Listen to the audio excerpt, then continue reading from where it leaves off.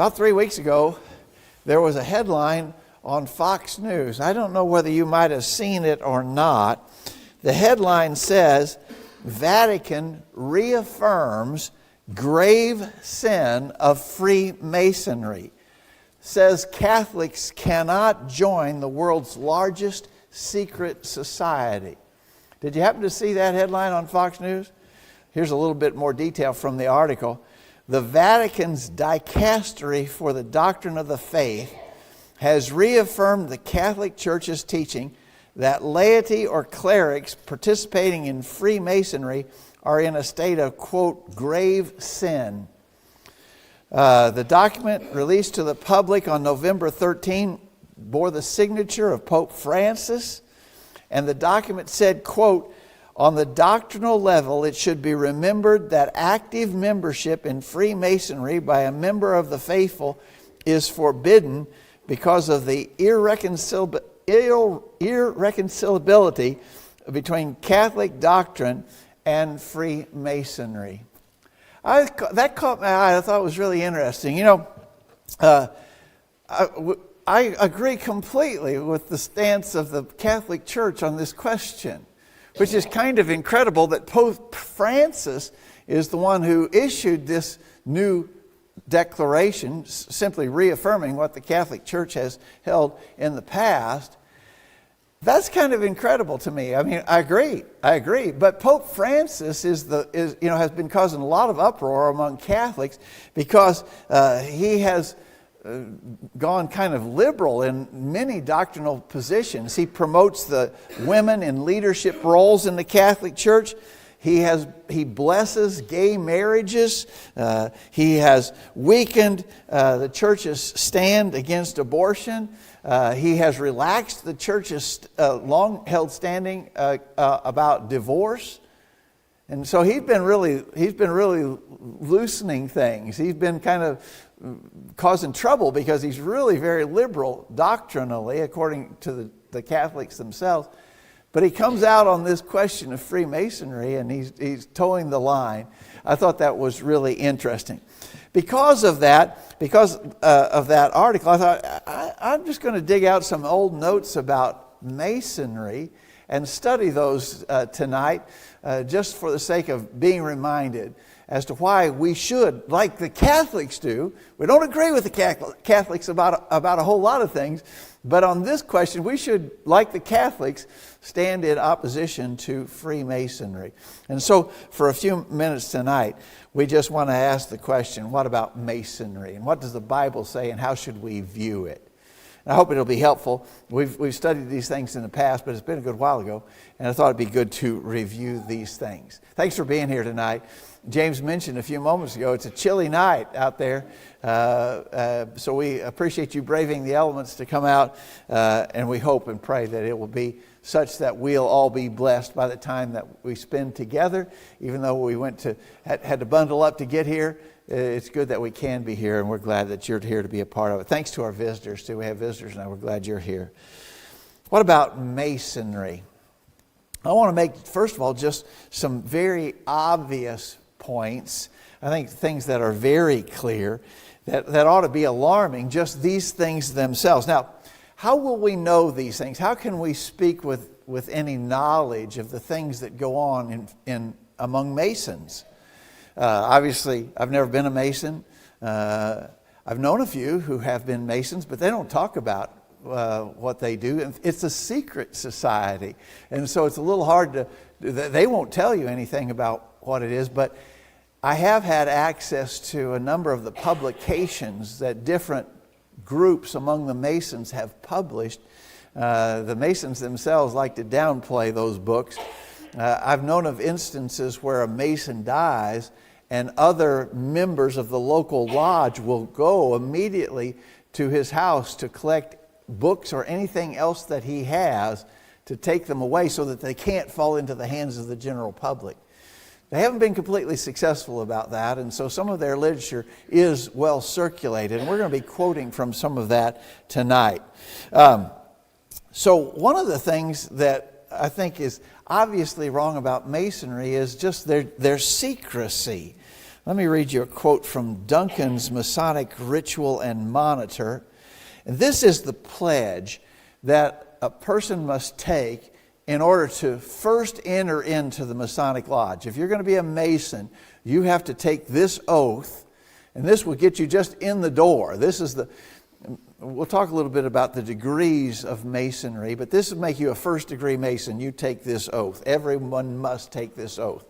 I, of my own free will and accord, in the presence of Almighty God and this worshipful lodge, erected to Him and dedicated to the Holy St. John, do hereby and hereon most hail, forever conceal, never reveal any of the secret arts, parts, or points of the hidden mysteries of Masonry, which may have been heretofore or shall be at this time or at any future period communicated to me as such, to any person or persons whosoever, except it be a true and lawful brother Mason, or within the body of a just and lawfully constituted lodge of Masons, nor unto him or them until by strict trial, due examination, or lawful information, I shall have found him or them as lawfully entitled to them as I am myself. I furthermore promise and swear that I will not write, print, paint, stamp, stain, cut, carve, hew, mark, or engrave them on anything movable or immovable, capable of receiving the least impression of a sign, word, syllable, letter, or character, whereby they may become legible or intelligible to any person under the canopy of heaven, and the secrets of Masonry be thereby unlawfully obtained by my unworthiness. That's really wordy, isn't it? Somebody had to work at that. They may have stayed up late at night to come up with all of that terminology. But you get the idea. It's all secret. It even talks about the secret arts. And it's never to be revealed. Forever concealed. Never reveal any of the secret arts. Now, I think just from a common sense point of view, why should this be so secret? If it's such a worthy thing and a noble aspiration, and if people should really appreciate and admire the Masons for what they do, why would there be such an intense desire to keep these things secret? In the text that Mike read for us just a few minutes ago from John chapter 18, notice the stark contrast between what these people say, or how they act and how they want to keep everything secret, and what Jesus himself said in John 18 verse 20. I spake openly to the world. I ever taught in the synagogue and in the temple, whether the Jews always resort, and in secret have I said nothing. And so Jesus he himself did not maintain secrecy. He didn't tell us to maintain secrecy. In fact, we often quote 1 Peter 3:15, let everyone be ready always to give an answer to any man that asks a reason of the hope that is in us with meekness and fear. And so instead of secrecy, as Christians, we're supposed to be wide open. If you want to know something about what we believe, we want to be ready to tell you about what we believe and why, which is a stark contrast to the Masons. Another thing that the Masons do, which is just wrong, is what they refer to as mental reservation. I think just a plainer statement of that is what they do is they lie. And they're actually told to lie about the practices of Masonry. Albert Pike, this guy is well known among the Masons. Notice that he is a 33rd degree Mason. Now let me give you just a little bit of background on this. When you go into Masonry, most men who ever go into Masonry only acquire the first 3 degrees. You enter as a first degree Mason, you go through certain rites and rituals, and you attain to a 3rd degree. And that's where almost everybody stops at a 3rd degree Mason. But if you keep working at it, if you're very committed and dedicated, you can go all the way to a 33rd degree Mason. And there's all those degrees are steps between that. Very few, I mean almost nobody, ever attains to 33rd degree Mason. This guy, Albert Pike, is well known. He's long since dead, but he was well known among the Masons. He was the scholar of Masonry. And so if you were to happen to talk to a Mason and you dropped the name Albert Pike, they would know that name. He was well known among them, and he was the scholar of Freemasonry. And so here's what he says. Masonry, like all the religions, all the mysteries, Hermeticism and alchemy, conceal its secrets from all except the adepts and sages or the elect, and uses false explanation and misinterpretations of its symbols to mislead those who deserve only to be misled, to conceal the truth, which it calls light, from them, and to draw them away from it. Truth is not for those who are unworthy or unable to receive it or would pervert it. That's pretty incredible, isn't it? So purposefully mislead them. Say things so that they will be taken away from the truth of Masonry. What do? We want to bring people to the truth, don't we? They want to lead people away from it. Why is that? Why would they want to do that? Here's another quote from Albert Pike. The blue degrees. Now, here's what I was talking about earlier. So you enter as a first degree Mason and you go up to third degree Mason, and those 3 degrees 1, 2, and 3 are the blue degrees. They will refer to them as the blue degrees. So if you're just a basic Mason, and if you've just gone through the basic steps to acquire membership in the Masonic Lodge, you would be one who has accomplished the blue degrees. The blue degrees are but the outer court or the portico of the temple. Part of the symbols are displayed there to the initiate, but he is intentionally misled by false misinterpretations. It is not intended that he shall understand them, but it is intended that he shall imagine he understands them. Their true explanation or their true explication is reserved for the adepts, the princes of Masonry. It is well enough for the mass of those called Masons to imagine that all is contained in the blue degrees, and whoso attempts to undeceive them will labor in vain. This is interesting, isn't it? This even suggests that they will mislead their own members, lie to them and misrepresent them, cause them to form false conclusions. They're even doing that to their own members. And so this idea of mental reservation, that's just lying, isn't it? Obviously, which would be contrary to all that we understand from the Word of God. Then another obvious point about Masons is the titles that associate with the practice of Masonry. The leader of a local lodge, get this now, the leader of the local lodge is called the Right Worshipful Master. Can you imagine referring to any man as the Right Worshipful Master? Those who are higher, maybe over a general area, maybe over, what do we got going on here? Are we going to get that back? There we go. Those who might be over a broader area are called Right Worshipful Grand Master. Every lodge has a worshipful master and a right worshipful grand master. Every Mason has used that kind of terminology and referred to people with those terms. A 5th degree Mason is called a perfect master. A 10th degree Mason is called a grand pontiff. A 26th degree Mason is called Prince of Mercy. A 32nd degree Mason is called Sublime Prince of the Royal Secret. Does that begin to get to you a little bit? All those kinds of ridiculous titles that men call other men those titles, other men allow themselves to be called by those titles. I just want to contrast that with what Jesus said in Matthew chapter 23.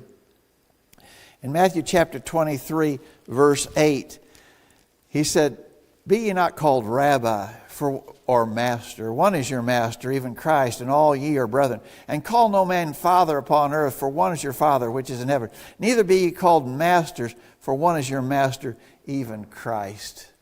Sure sounds different, doesn't it, than what the Masons practice. And then there are the oaths that Masons are expected to take. Now, Jesus had something to say about taking oaths In Matthew chapter 5, do you remember what Jesus said? Matthew chapter 5, beginning verse 33.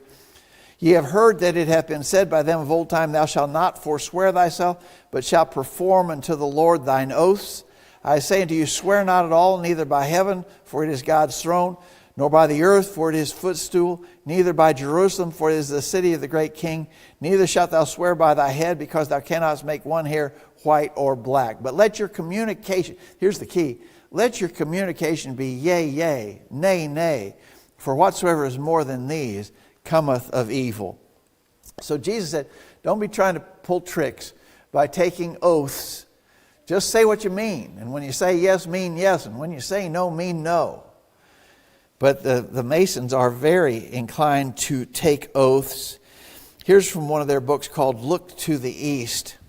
And this is one of the oaths that a Mason would take.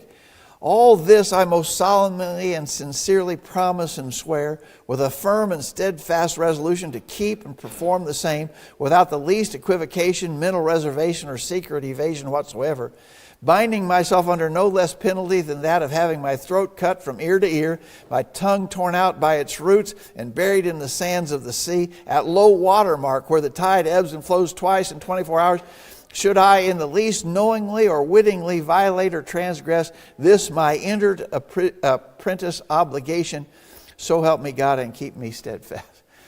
That sounds a little more than yea, yea, and nay, nay, doesn't it? You begin, when you really dig into some of these quotes from their own publications, you begin to think, that just sounds like a lot of foolishness, doesn't it? And it really does. Here's another oath. Upon entering the royal arch, notice this is the 7th degree. If you made it up to a 7th degree Mason, here's the oath that you would take. I furthermore promise and swear that I will assist a companion royal arch Mason when I see him engaged in any difficulty, and will espouse his cause so far as to extricate him from the same, notice, whether he be right or wrong. It doesn't matter whether he's right or wrong. If he's in trouble, I'm going to do anything I can to take his cause, no matter what. And so, if we just stopped right there, I think that alone would be enough to. First of all, I think it would cause any normal thinking person to say, I don't want to be any part of that silliness. But for us as Christians, there's even greater reason to say we couldn't participate in that at all. It's just wrong, just off these basic initial observations. But there's some other things. And I think that the big one is that Masonry itself is a religion. If you joined the Masonic Lodge, you would be joining a religious organization. And we know this because of their own claims, what they say about themselves. Every lodge is called a temple. Every lodge has an altar. There are symbols of deity in every lodge.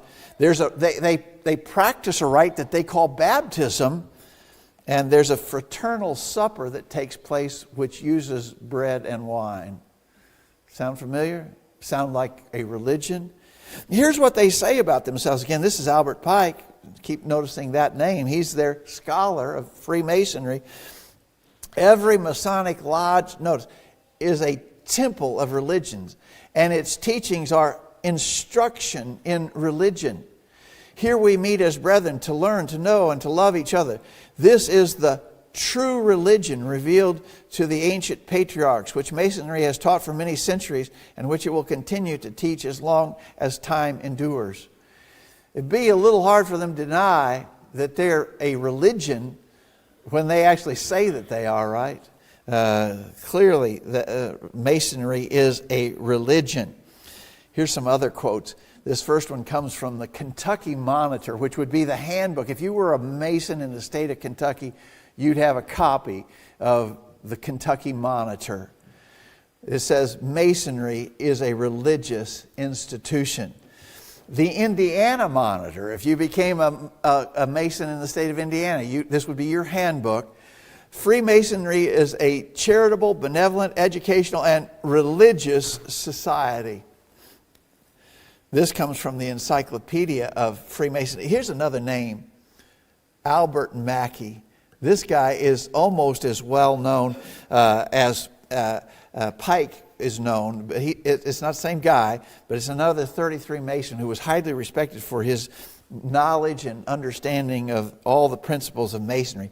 He said, I contend without any sort of hesitation that Masonry is, in every sense of the word, an eminently religious institution, that it is indebted solely to the religious element which it contains for its origin and for its continued existence, and that without this religious element it would scarcely be worthy of cultivation by the wise and good. Albert Mackey says, if it wasn't for the fact that we believe that it's religion, it wouldn't even be worth talking about. We'd be wasting our time here. But it is an eminently religious institution. You get that? I don't see how we miss that at all. So, Masonry is a religion by their own claims. But here's what's interesting in this religion. Now, they said it's religion. What are some of the tenets of the religion of Freemasonry? Well, in this religion, they share a spiritual fellowship with unbelievers. Here's Albert Pike again. He says, upon entering the order, the initiate binds himself to every Mason in the world.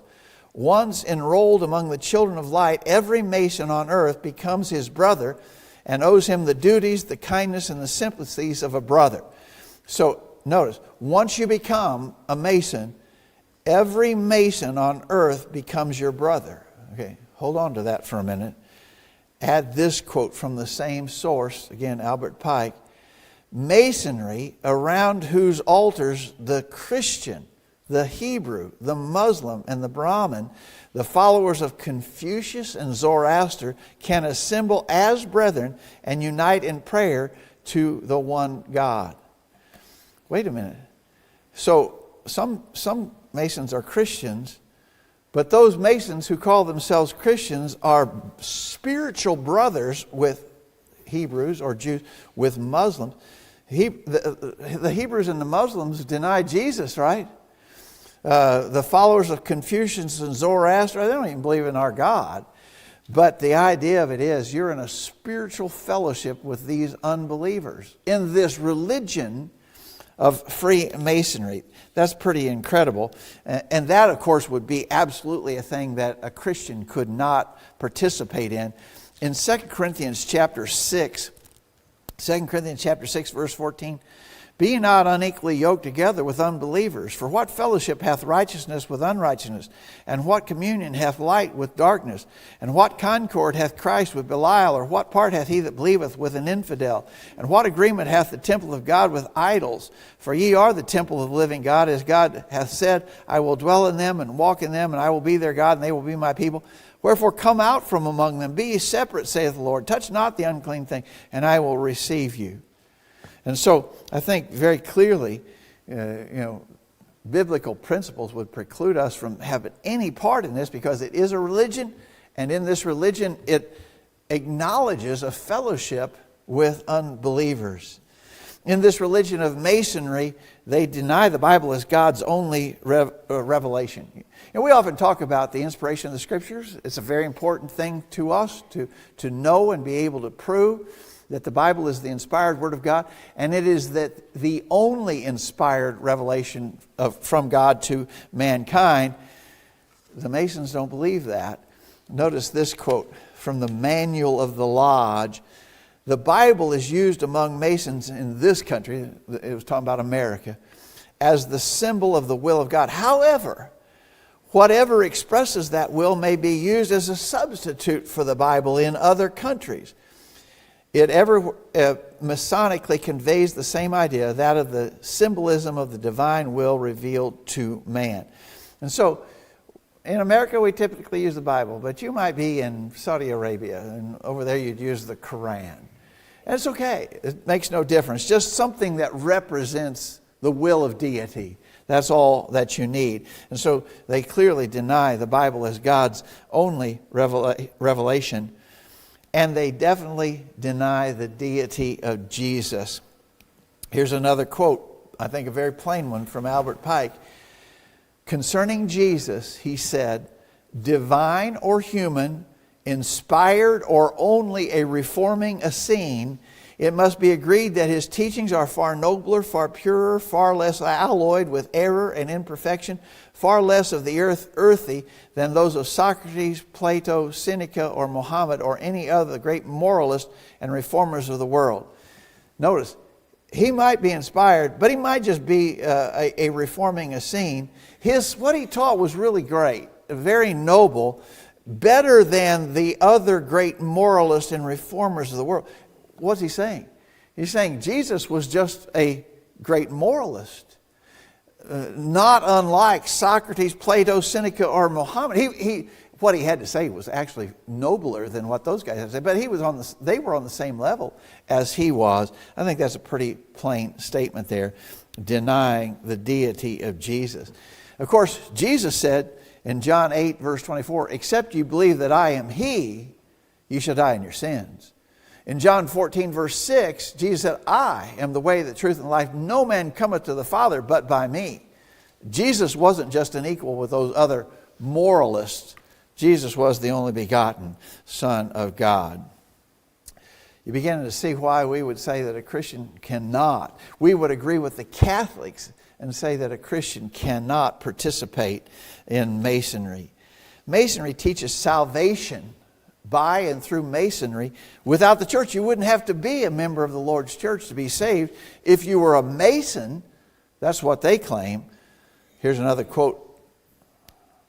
Let's see. Here's another quote from the Kentucky Monitor. "The speculative Mason, therefore, is a moral builder for eternity." So, as a Mason, you are a moral builder toward eternity, fitting immortal nature for that spiritual building which shall exist when the earth's proudest monumental piles shall have crumbled to dust and the glory of the greatness of the earth shall have been forgotten. So the key here is the Mason is building for eternity. All right. Now, add to that, from the same Kentucky Monitor, "What in fact are the true wages of the master Mason? They are the rewards of a well-spent life, a glorious immortality." Notice, the wages of a master Mason, a glorious immortality. The cardinal doctrine of Masonry is that the soul of man is immortal, and Masonry teaches virtue as the way of living a life to attain to that end, that I may receive a master's wages. And then from Albert Pike, "If a man yields himself to it," notice this, "he will need neither churches nor ordinances except for the expression of religious homage and gratitude." If you yield yourself to Masonry, you don't need the church. That's what he plainly says there. Jesus said, Peter said in Acts chapter 4, verse 12, "Neither is there salvation in any other, for there's no other name given under heaven whereby we must be saved." Talking about Jesus.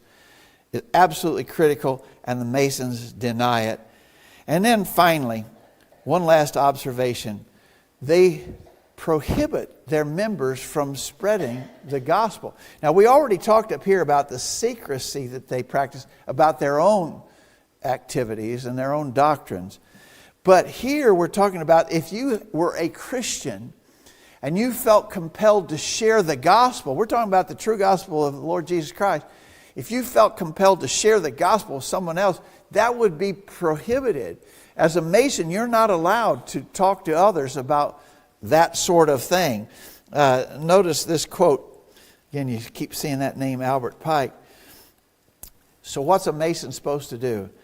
To respect all forms of worship, to tolerate all political and religious opinions, not to blame and still less to condemn the religion of others, not to seek to make converts," notice that, not to seek to make converts, but be content if they have the religion of Socrates, a veneration for the Creator, the religion of good works and grateful acknowledgement of God's blessings. And so you're not to condemn the religion of others, and you're not to seek to make converts. You comfortable with that? As a Christian, would you feel good being a part of an organization that puts that kind of restriction on you? And of course, we could reference the Great Commission, go into all the world and preach the gospel to every creature. We're supposed to be busy sharing the gospel, and the Masons say that you can't do that. You're not supposed to do that. All right.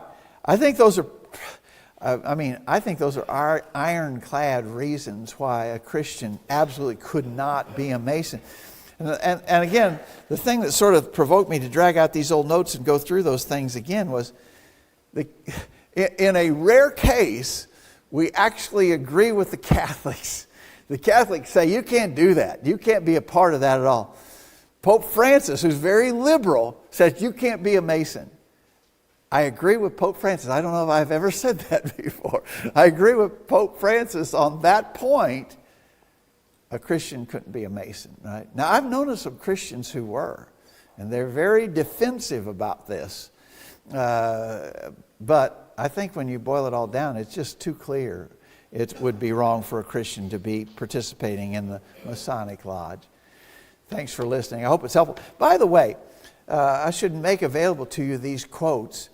I used to have access. I had a preacher friend who had those books I quoted from, and I had them in my possession for quite a while I was studying that subject. I don't have them in my possession any longer, but I do have these quotes taken right from those books.